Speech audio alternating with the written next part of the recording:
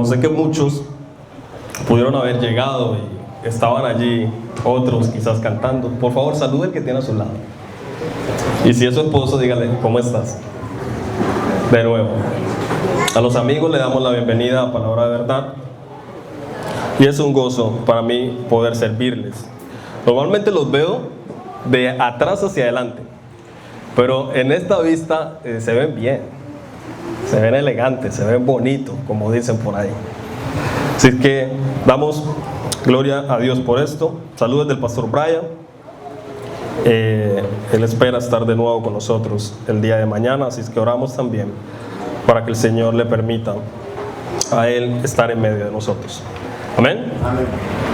Muy bien.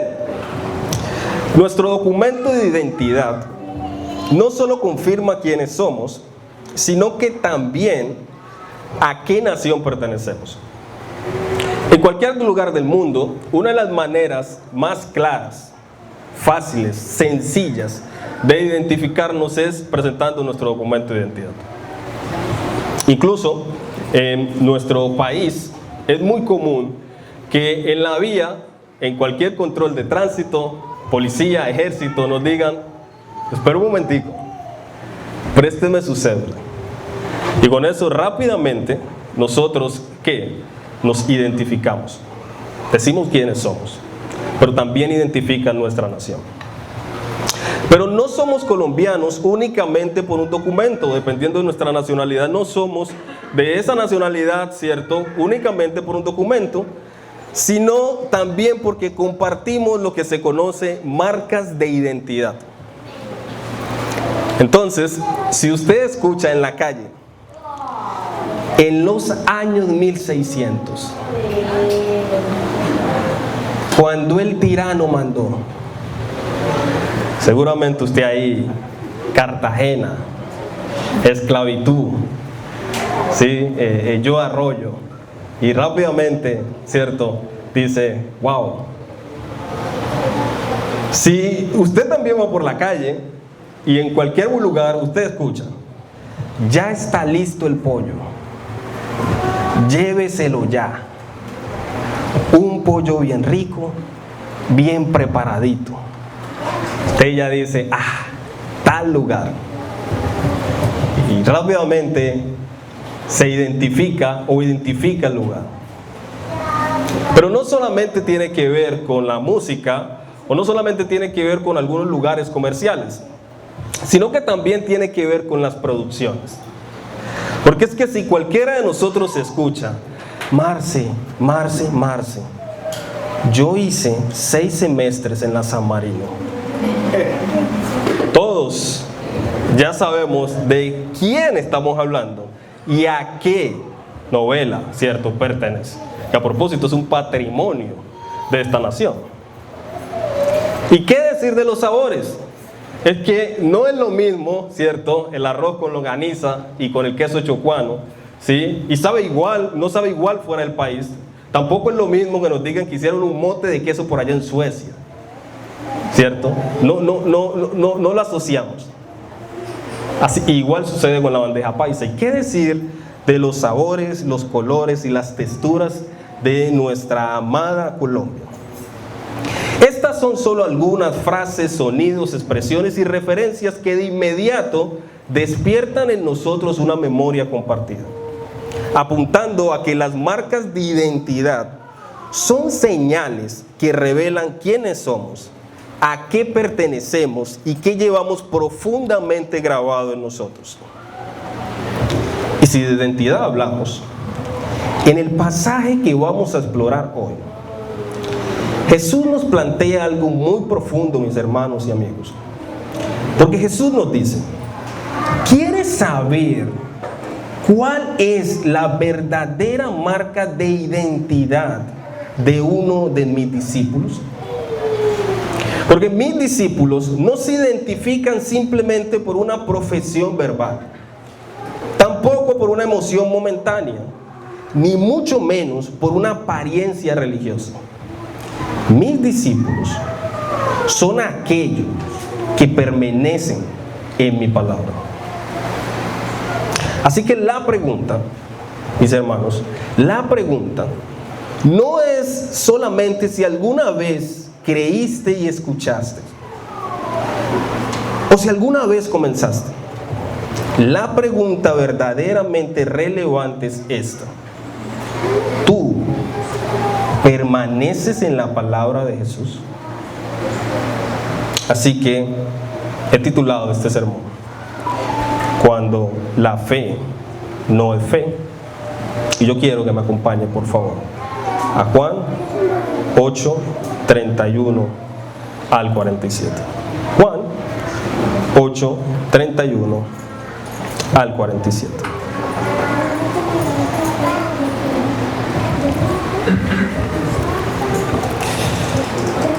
Juan 8, 31 al 47. Entonces Jesús decía a los judíos que habían creído en él: si ustedes permanecen en mi palabra, verdaderamente son mis discípulos, y conocerán la verdad, y la verdad los hará libres. Ellos le contestaron: somos descendientes de Abraham, y nunca hemos sido esclavos de nadie. ¿Cómo tú dices, serán libres? Jesús le respondió: en verdad les digo que todo el que comete pecado es esclavo del pecado. Y el esclavo no queda en la casa para siempre, el Hijo sí permanece para siempre. Así que si el Hijo los hace libres, ustedes serán realmente libres. Sé que ustedes son descendientes de Abraham, y sin embargo me quieren matar porque mi palabra no tiene aceptación en ustedes. Yo hablo lo que he visto con mi Padre.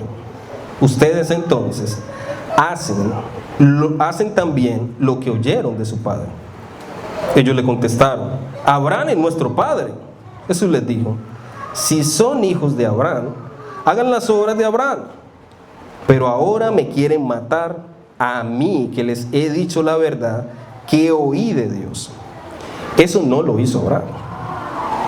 Ustedes hacen las obras de su padre. Ellos le dijeron: nosotros no nacimos de fornicación. Tenemos un padre, es decir, Dios. Jesús les dijo: si Dios fuera su padre, me amarían, porque yo salí de Dios y vine de Él.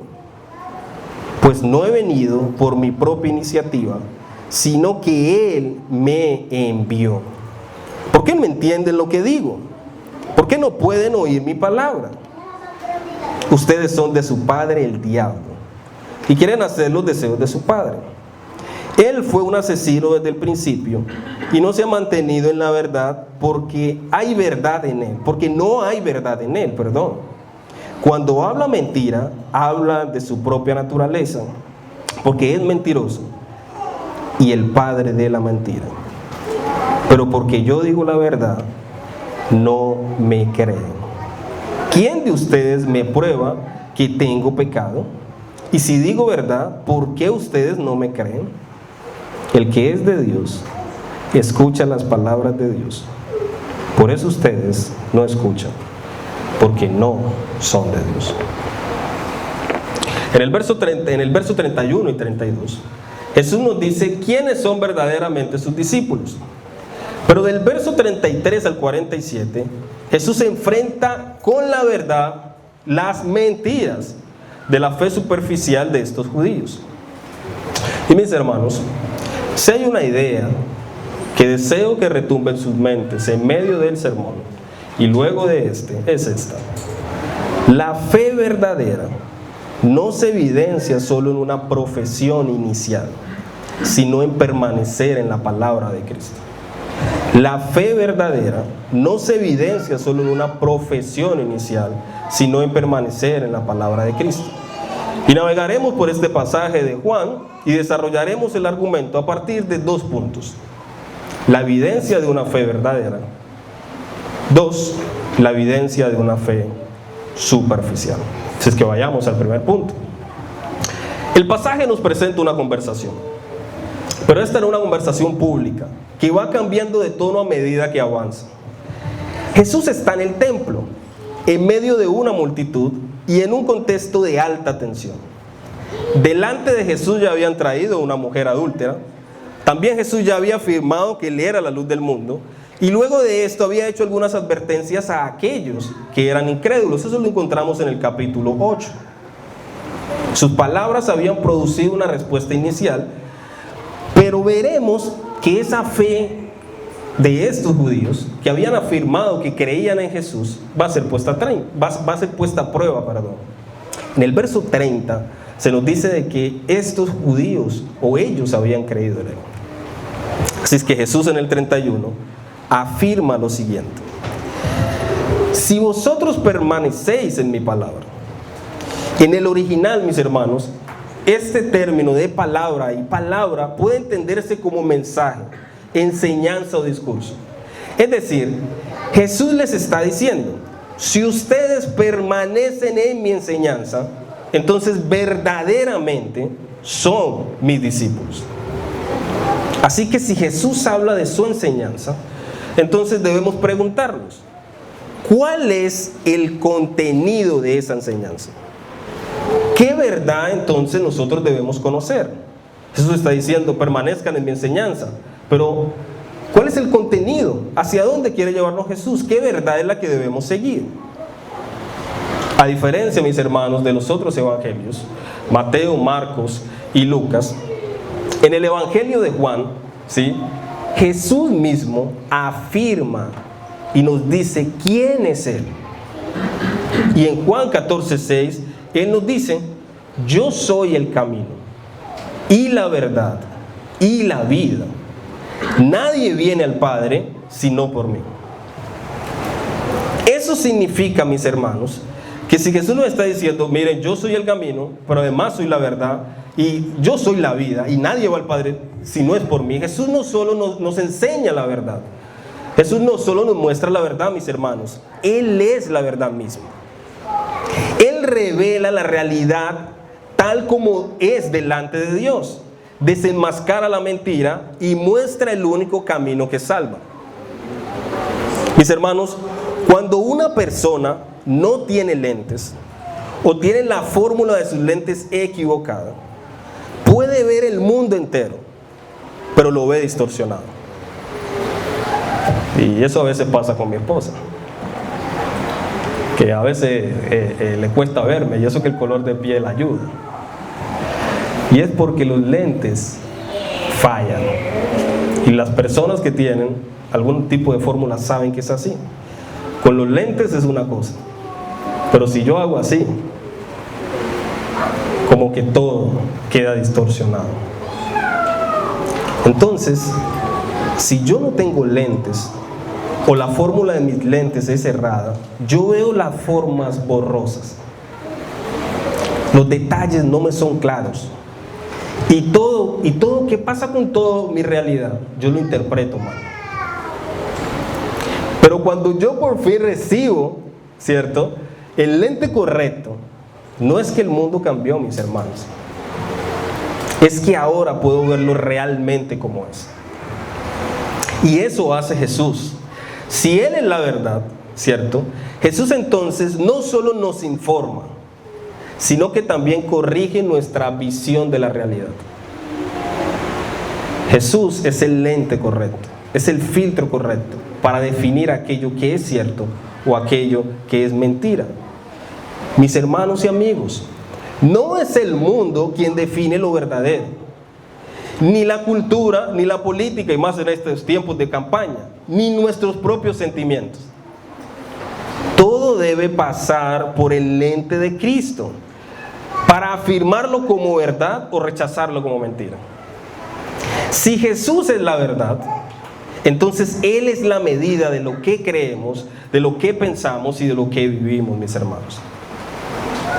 Si la fe verdadera entonces no se evidencia solo en una profesión inicial, sino en permanecer en la palabra de Cristo, entonces un discípulo verdadero no es alguien momentáneamente interesado en Jesús, sino alguien que permanece bajo la autoridad de su palabra. Pero mis hermanos, el Evangelio no solo anuncia lo que Dios ha hecho por nosotros, sino también cómo debemos responder a ello. Dios nos ha amado a través de sus hijos, lo ha enviado a morir por nosotros, pero el Evangelio también nos dice cuál es nuestra respuesta ante la obra del Señor en la cruz.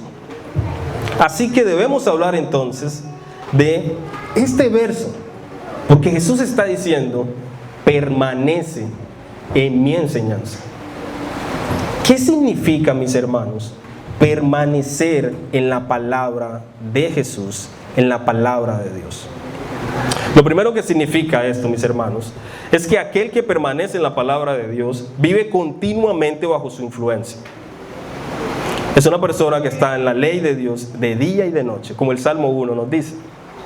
Así que ahí nosotros debemos empezar a preguntarnos: ¿en qué momento puntual de tu día estás dejando que la palabra de Dios forme tu mente y gobierne tu corazón? Pero permanecer, mis hermanos, en la palabra de Dios también significa obedecerle fielmente. Medito en ella, reflexiono, ¿sí? Y luego entonces aplico lo que me enseña. Y eso significa obedecerle fielmente. Tu fe, mi hermano, ¿tu fe produce obediencia o solo produce un lenguaje religioso? Tu fe, mi hermano, persiste, resiste en este caso a la verdad cuando te confronta. A mí nadie que me diga nada, porque es que yo sé que eso es así. ¿Cómo tu corazón está delante de la palabra de Dios? ¿Resiste a la verdad o la escucha y la pone en práctica? Pero permanecer, mis hermanos, además de que significa que debemos vivir continuamente bajo la influencia de la palabra, obedecerla fielmente, también implica enseñarla fielmente a otros. Y esto es especialmente confrontante para nosotros, porque eso debe hacernos preguntar: ¿a quién estamos discipulando, mis hermanos, y acompañando hoy con la palabra de Dios? ¿A quién? ¿Estás siendo fiel, mi hermano, en enseñarla a tu familia? Y aquí yo quiero decirle algo directamente a los padres. Porque, padre, no importa si tu hijo es o no es seguidor de Jesús.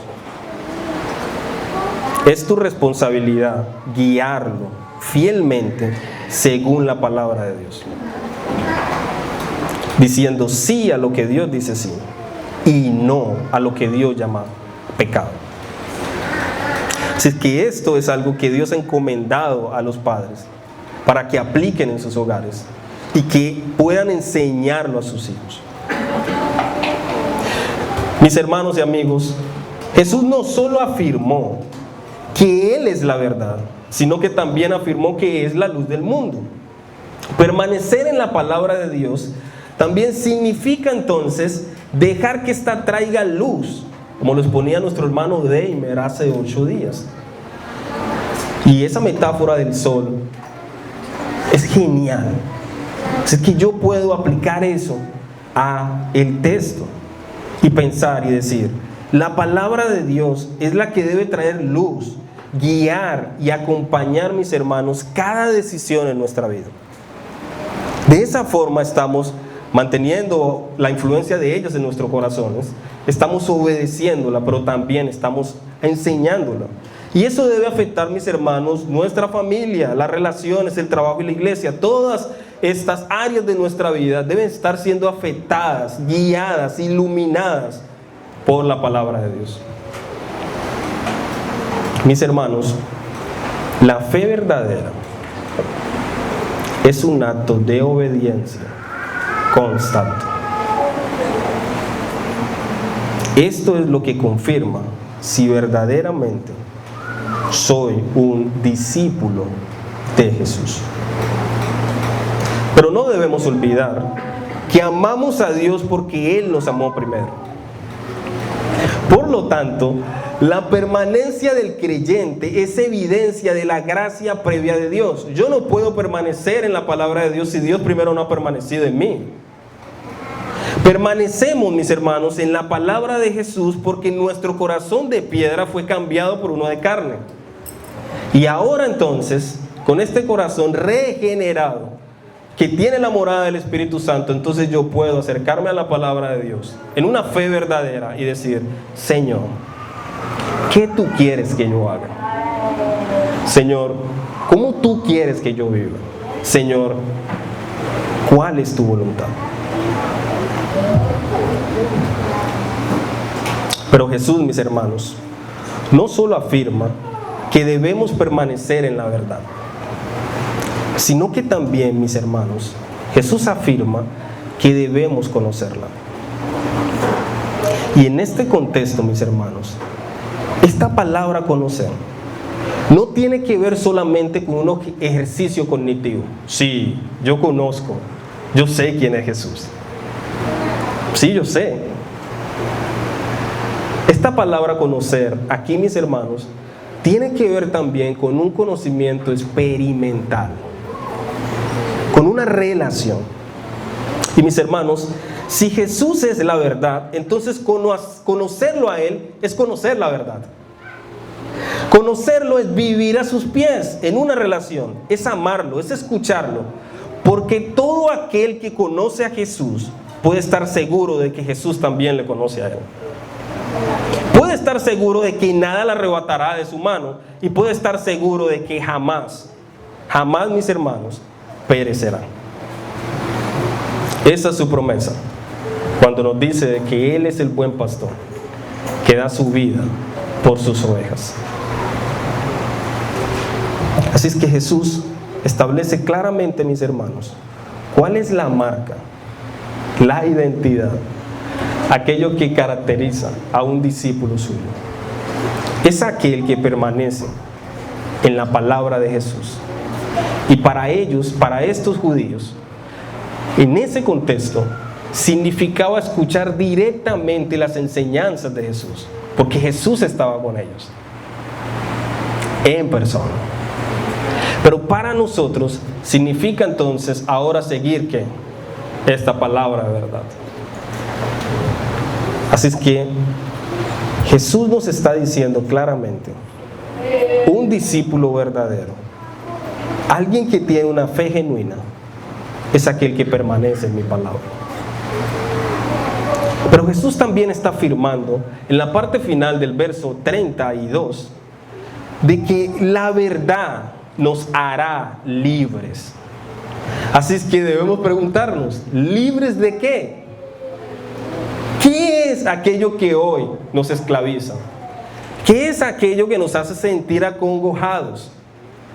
¿Qué es aquello que nos hace sentir encadenados? Y Jesús nos explica muy bien eso en nuestro punto número 2. Así es que pasemos ahora a la evidencia de una fe superficial. Entonces, del verso 33 al 47, esta conversación continúa. Recuerden, Jesús está en el templo.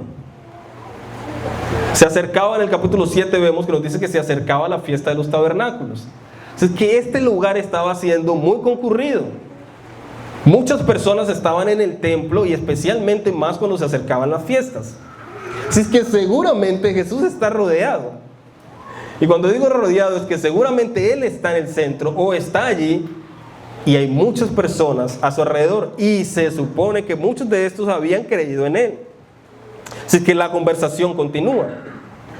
Y en el verso 33 entonces ellos le contestaron: somos descendientes de Abraham y nunca hemos sido esclavos de nadie. ¿Cómo dices tú, seréis libres? Yo no quiero, mis hermanos, que usted piense de que ellos, ¿sí?, están obviando el hecho de que Asiria los tuvo esclavizados, de que Babilonia luego los tuvo esclavizados y los exilió, que los persas también estuvieron allí. ¿sí? Y luego entonces también tenemos aquí a Roma. Es que algunos comentaristas dicen aquí, yo no creo que ellos estén pensando en la esclavitud física. Así es que en el verso 34, entonces Jesús les da una respuesta, y es una respuesta demoledora, mis hermanos. Todo el que comete pecado es esclavo del pecado. Jesús les está diciendo, el pecado que moran ustedes es lo que los esclaviza. Y esto debe hacernos pensar en las consecuencias del pecado, mis hermanos. Porque el pecado no solo rompe la relación entre Dios y nosotros, no solo corrompe a todas las personas, no solo distorsiona la forma como vemos el mundo, sino que también distorsiona nuestra libertad. Ellos pensaban, mis hermanos, que eran libres, pero realmente eran siervos del pecado. Sus cadenas no estaban en sus manos, mis hermanos. Sus cadenas no estaban en sus manos, sino que sus cadenas estaban en su corazón. Y esta también es una escena reveladora, mis hermanos, porque en este punto estamos mostrando lo que son las evidencias de una fe superficial. Así que, como primero podemos decir, la fe superficial, mis hermanos, puede parecer real por un tiempo, pero termina siendo desenmascarada. Tiene apariencia de piedad. Oh, sí, yo tengo mi Biblia de la Reforma. Oh, sí, yo voy aquí a leer todos los libros. Oh, sí, yo asisto al grupo ECO. Y todas estas cosas son buenas. Pero Jesús está apuntando a algo más allá. Jesús está apuntando al corazón. Así es que por supuesto que yo debo tener mi Biblia de la Reforma. Yo puedo tenerla. Por supuesto que yo debo ver si puedo estar en lo seco. Pero Jesús nos está mostrando de que una fe superficial puede tener una apariencia de piedad, pero en realidad no permanece, mis hermanos, en la palabra de Dios. Y si no permanece en la palabra de Dios, entonces, como en el caso de estos judíos, permanece en el pecado. Mis hermanos, si nos preguntáramos y examináramos nuestra fe, ¿cuál sería el resultado? Si le hicieras un examen a tu fe, si le hicieras un examen a la forma como vives hoy, ¿cuál sería el resultado? Mi hermano, ¿qué motiva tus actos de piedad? ¿Qué motiva el hecho de que ores por un hermanito? ¿Qué motiva el hecho de que vengas a un culto? ¿Qué motiva el hecho de que en sí mismo leas la Biblia? ¿Qué motiva el hecho de que aconsejes y sirvas a otro? ¿Qué es lo que te motiva? Pero ellos también nos están hablando de una descendencia, y lo leíamos ahorita en medio del culto. Y en Gálatas 3:29, Pablo nos dice: y si sois de Cristo, entonces sois descendientes de Abraham, herederos según la promesa. Estos judíos, mis hermanos, creían que al ser descendientes de Abraham, por sí mismo, ya los llevaba a estar libres y seguros. Pero Jesús les confronta en el verso 35 y les dice: pueden estar cerca del pueblo de Dios y aún así no pertenecer realmente a este. Eso es lo que significa ese verso. Cuando Jesús les dice a ellos: el esclavo no permanece en la casa para siempre, pero el hijo sí. Jesús les está diciendo: ustedes pueden estar ahí, pueden estar cerca al pueblo de Dios, pueden incluso estar en medio de él, pero eso no significa que necesariamente pertenezcan al pueblo de Dios. Esto, mis hermanos, nos demuestra que la verdadera fe La verdadera fe, mis hermanos, y la verdadera descendencia de Abraham no se define finalmente por genética o un apellido o etnia, sino por la fe en Jesús. En Jesús. Pero esta fe, mis hermanos, no es una fe que está, digámoslo así, en un modo abstracto, o como que el vacío. ¿Fe en qué? ¿Qué es lo que motiva lo que yo hago? ¿Qué es? ¿Cuál es la razón por la que yo sirvo? ¿Cuál es la razón por la que yo estoy gozoso? Jesús también nos dice en el verso 36 que la fe debe ser en la obra salvífica del Hijo en la cruz. Mis hermanos, Jesús se humilló y murió en la cruz cargando nuestra culpa para rescatar a pecadores esclavizados. ¿Y quiénes son esos pecadores esclavizados? Tú y yo. Pero Jesús, mis hermanos, también resucitó, venciendo el pecado para siempre, y abrió el camino de la verdadera libertad. Porque la libertad, mis hermanos, no es una idea. La libertad tampoco es una sensación, sí, ni tampoco una autonomía moral. La libertad tiene nombre, y su nombre es Jesús. William Hendrickson, en su comentario, hace una afirmación maravillosa. Se es libre, por consiguiente, no cuando se puede hacer lo que se quiere hacer, sino cuando se desea y puede hacer lo que se debe hacer. No podemos salvarnos a nosotros mismos. Debemos ir a Jesús en arrepentimiento y fe para vivir una verdadera libertad. Y en esa verdadera libertad, mis hermanos, viviendo en Él, nuestro corazón va a desear hacer lo que Dios dice que hagamos, y lo haremos. Pero en los versos, sí, del 37 al 47, la discusión continúa. Y ahorita nos centramos entonces en un parentesco, pero en un parentesco espiritual. Ya el ambiente era tenso. Ellos estaban afirmando su identidad en Abraham y Dios.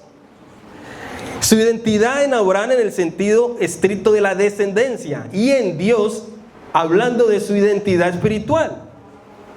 Pero Jesús les ayuda a ver realmente cuál es su realidad espiritual.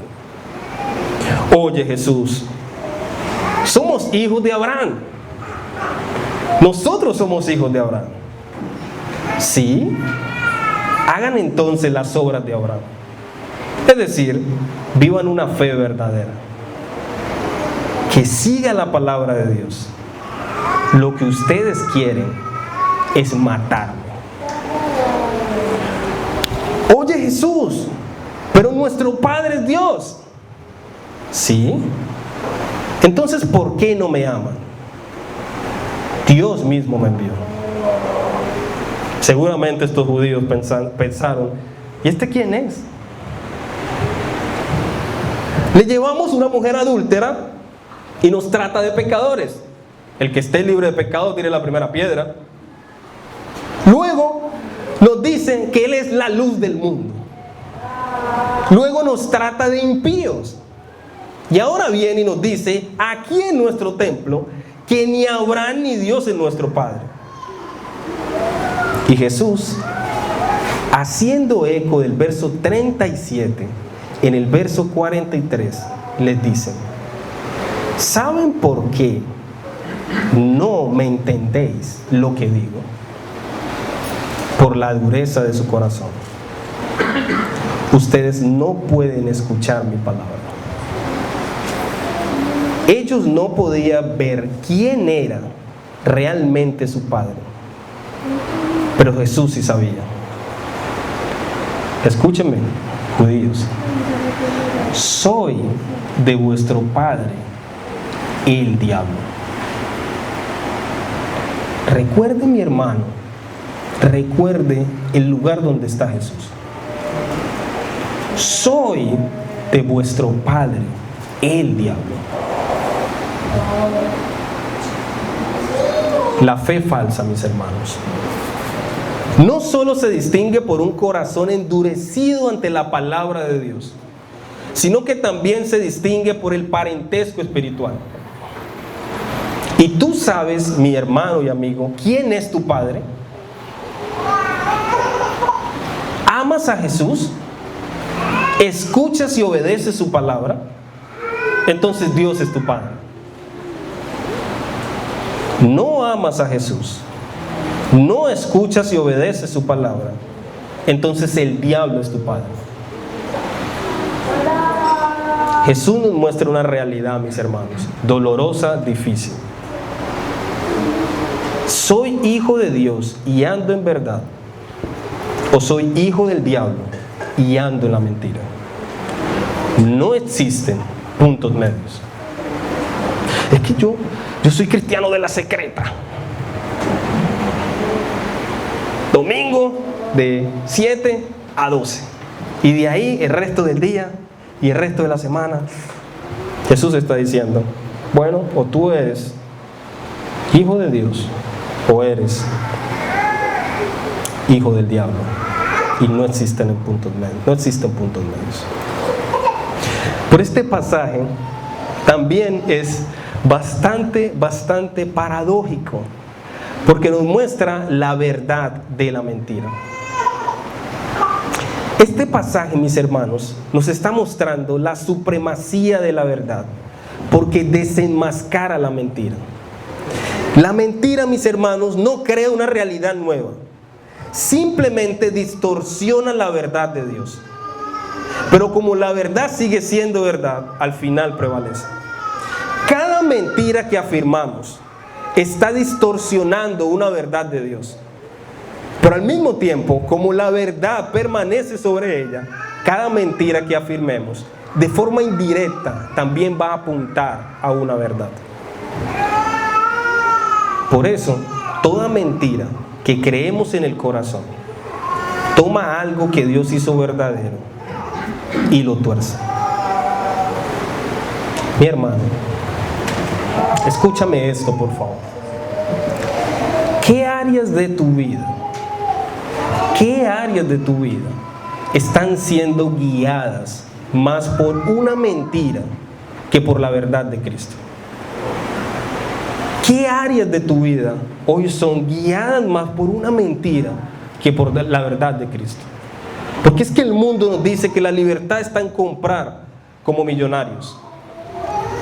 Otros nos dicen que la libertad está en tener un cuerpo fitness. Otros nos dicen que la libertad está en los muchos bienes. Pero Jesús nos dice, la verdadera libertad la he comprado para ti a precio de sangre. La verdadera libertad está en seguirme y vivir para mi gloria. Pero esta conversación entre Jesús y estos judíos, mis hermanos, tuvo un desenlace. Pues en el verso 59 se nos dice, entonces tomaron piedras para tirárselas, pero Jesús se ocultó y salió del templo. La fe falsa no solo se opone a la verdad, sino que también reacciona con rechazo.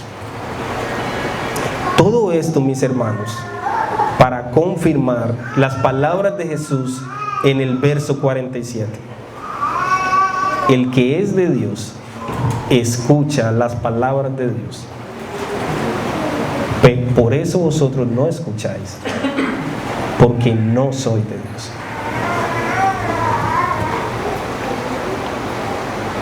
Amigos que nos visitan y aquellos que quizás llevan asistiendo a palabra de verdad durante mucho tiempo,